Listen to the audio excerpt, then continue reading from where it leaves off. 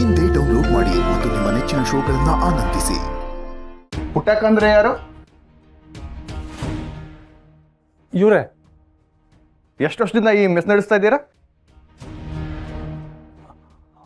ಹತ್ತತ್ರ ಒಂದು 25-30 ವರ್ಷ ಆಗಿದೆ ಸಾಹೇಬ್ರೆ.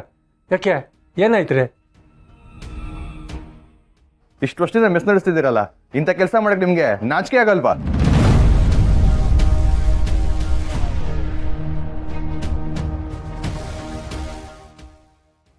ಸಾಹೇಬ್ರೆ, ಯಾರು ನೀವು? ಏನು ಅಂತ ಕೇಳ್ತಿದ್ದೀರಾ? ನಾವು ರೈಲ್ವೆ ಡಿಪಾರ್ಟ್ಮೆಂಟಿಂದ ಬಂದಿರೋರು.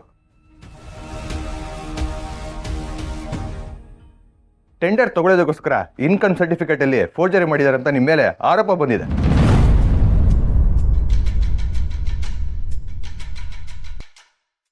ನೀವು ಏನು ಹೇಳ್ತಿದ್ದೀರಿ?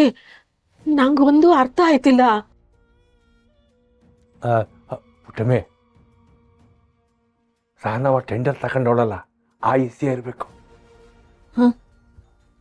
ಡಿಪಾರ್ಟ್ಮೆಂಟಿಗೆ ಮೋಸ ಮಾಡಿರೋದ್ರಿಂದ ನಿಮ್ಮ ಮೇಲೆ ಇಮಿಡಿಯೇಟ್ ಅರೆಸ್ಟ್ ವಾರೆಂಟ್ ಇಶ್ಯೂ ಆಗಿದೆ.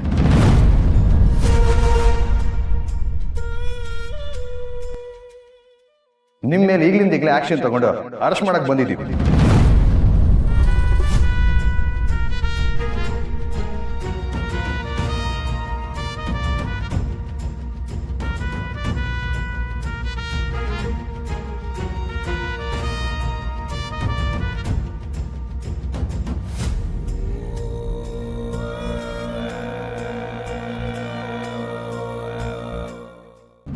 ಏನ್ ಮುಖ ನೋಡ್ತಾ ಇದ್ದೀರಾ?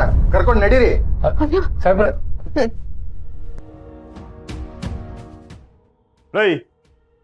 ಪುಟ್ಟವನ್ನೇ ಅರೆಸ್ಟ್ ಮಾಡಿಸ್ ಧೈರ್ಯನಾ ನಿಂಗೆ? ಅಡ್ಡ ಬಂದ್ರೆ ನಿಮ್ಮನ್ನು ಅರೆಸ್ಟ್ ಮಾಡಿಸ್ತೀವಿ.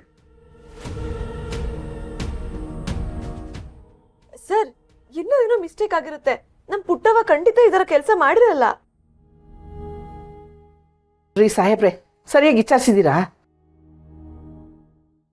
ನಮ್ ಪುಟ್ಟಕ್ಕ ತನಗಿಲ್ದಿದ್ರು ದಾನ ಮಾಡೋಳು ಅಂತೋಳು ಮೋಸ ಮಾಡಾಳೆ. ರೈಲ್ವೆ ಟೆಂಡರ್ ಇರೋದು ಪುಟ್ಟಕ್ಕನ ಹೆಸರಲ್ಲಿ. ಹಂಗಾರೆ ಅವ್ರ ಹತ್ರ ಫೋರ್ಜರಿ ಮಾಡಿರೋದು. ನೋಡಿ, ಡಾಕ್ಯುಮೆಂಟ್ ಅಲ್ಲಿ ಅವ್ರ ಸೈನ್ ಇರೋದು.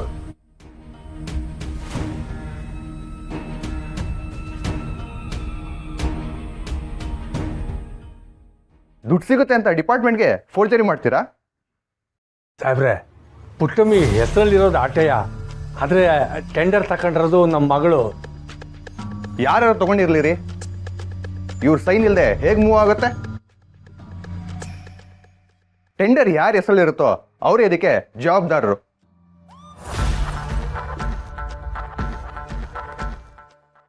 ಏನ್ ಪುಟ್ಟಕ್ಕ, ಅಮ್ಮ ಮಗಳು ಸೇರ್ಕೊಂಡು ರೈಲ್ವೆ ಡಿಪಾರ್ಟ್ಮೆಂಟ್ಗೆ ಮೋಸ ಮಾಡಿದಿರಂತೆ?